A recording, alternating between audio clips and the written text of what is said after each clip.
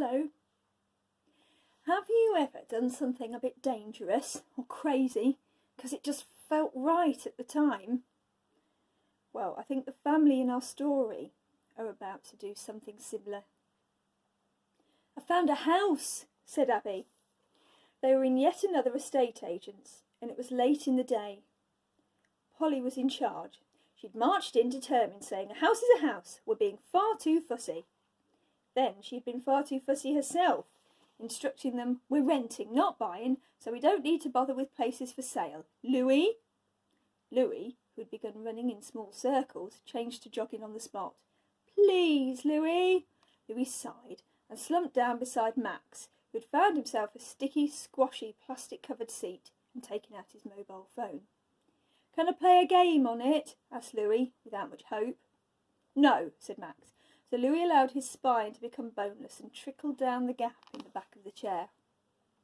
Abby looked at the for sale displays that they didn't need to bother with and found a house half built of leaves under a pointed roof. "I found a house," she said again, and this time very much louder. "Here!" "Nope," said Theo, after a single glance. "Not possible. It's not for rent. Besides, look at all that ivy." The estate agent, who knew, by the condition of their shoes and the hunch of their shoulders, the exact income and state of mind of everyone who arrived through his door, now came over too. As a matter of fact, he said, the house was actually for sale or to rent, and the ivy made it a wonderful bargain. Insulation, he explained. He'd been trying to get rid of the house for a long time, and what with the ivy and other things, it was proving a very hard job. Insulation, he repeated, and of course green. Then he pressed a house brochure into Polly's hand.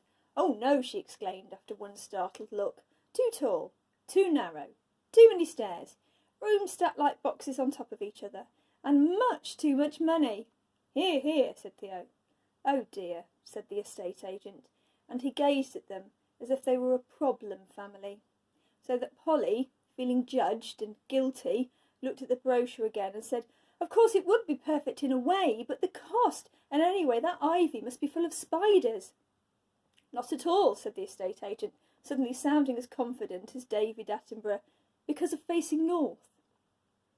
Theo and Polly looked at each other, with the faces of people who know nothing about spiders or facing north, but are damned if they will admit it. Louis demanded, "Are we staying here all day?" from his carpet-smelling cave, and Theo said, "Absolutely not." So they went and looked at other places.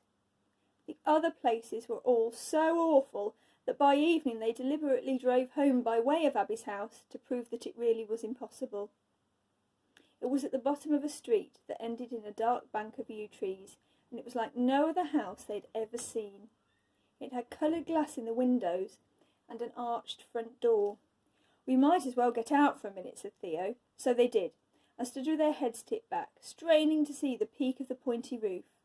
The house was so tall and narrow that this was difficult. Ivy covered the house, right up to the top. The front and the visible side were entirely green. Louis pushed his hand deep into the leaves to feel the warm brick underneath. Beside the front door was a lantern straight out of Narnia, wrought iron and glass panels. Abby found a light switch, half hidden amongst leaves.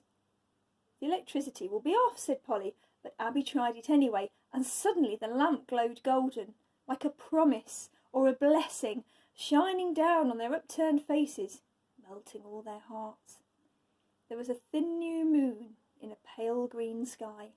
Traffic whizzed past at the end of the road, but the street itself was quiet.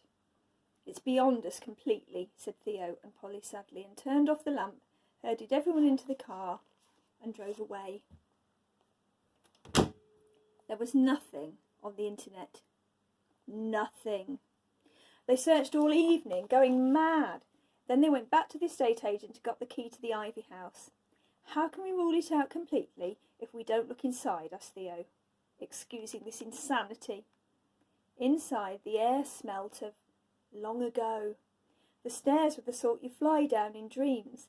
The coloured glass in the hall windows seemed full of accumulated sunlight. In this house, thought Abby, it felt that nothing could be impossible.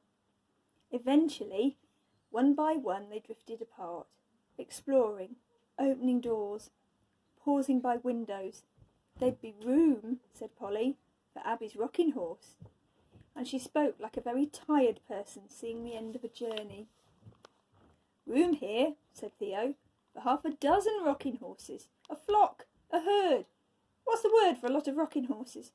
A rocketing, said Polly, and then she and Theo sat down on the stairs and began working out how they could afford if they worked much harder and kept it up till they were ancient and never had any emergencies or holidays or extra children. Abby went to count the rooms.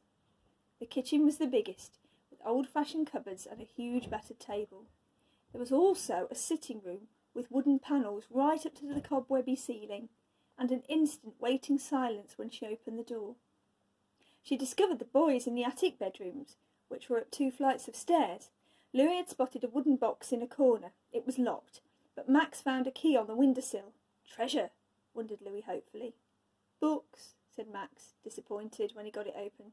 This can be Abby's room, because of the books. Abby's room, Abby heard. A room of her own again, where she had a perfect right to be. Hers, because she liked books. Yes, this can be my room, she said aloud. She turned the books over one by one. They were old, faded hardbacks with mottled pages, about 6 perhaps. Nobody reads stuff like that any more, said Max. I will, said Abby, if we move here. I wish I could help. Help? asked Max. With money, said Abby, and she began collecting together her treasures in her thoughts. How much they were worth, and could she part with them? Not Rocky, of course, but her silver charm bracelet. No, but yes, if necessary. Her Lego pirate ship that had taken a whole year to assemble. Her signed Harry Potter book. Her collection of Jamaican seashells. Her book token, and her very small pine tree that she'd grown herself from a pine cone seed. Max was not going to be outdone by Abby. He thought of his savings. Nearly £100 in pocket money, birthday presents and uneaten school lunches. He'd known they would need it one day, and it would be worth £100 not to have to share with Louis. Louis said urgently, "Listen!" "What?" "No, listen!" The house with its ivy sighed and creaked around them. "Gone," said Louis at last. "What was it?" Louis shook his head, not wanting to say, so Max finished giving out the bedrooms, booked room for Abby and the one next door for himself, square bedroom on the floor below for Polly and Theo, smallest room next to it for Louis. The window of that room was particularly deep in ivy, and when Louis pushed it open to admire his view, he heard a sound like a question. "To who? To who?" "There," breathed Louis. "That's what I heard before. An owl!" Theo and Polly heard the owl too. "In this house, is this house what you might call eerie?" asked Polly. "Yes," said Theo. "Yes," agreed Polly. "I'm glad it's not just me." "Bound to be," said Theo. "So old, the ivy. Nothing wrong with a bit of ear. It's not like this poltergeist throwing things at your head." Polly shivered, and then got up from the stairs and went to peer at the garden. "It's been let go wild. What's behind those yews?" "Oh." "Quiet neighbours," said Theo, who'd already worked out that the churchyard was next door and hadn't known whether to mention it. "What?" asked Abby, suddenly appearing, and Theo told her. "Just seen, behind the yew hedge." "Oh," said Abby, "the old churchyard." "Doesn't it put you off, Abby?" said Theo, raising his eyebrows. Abby shook her head.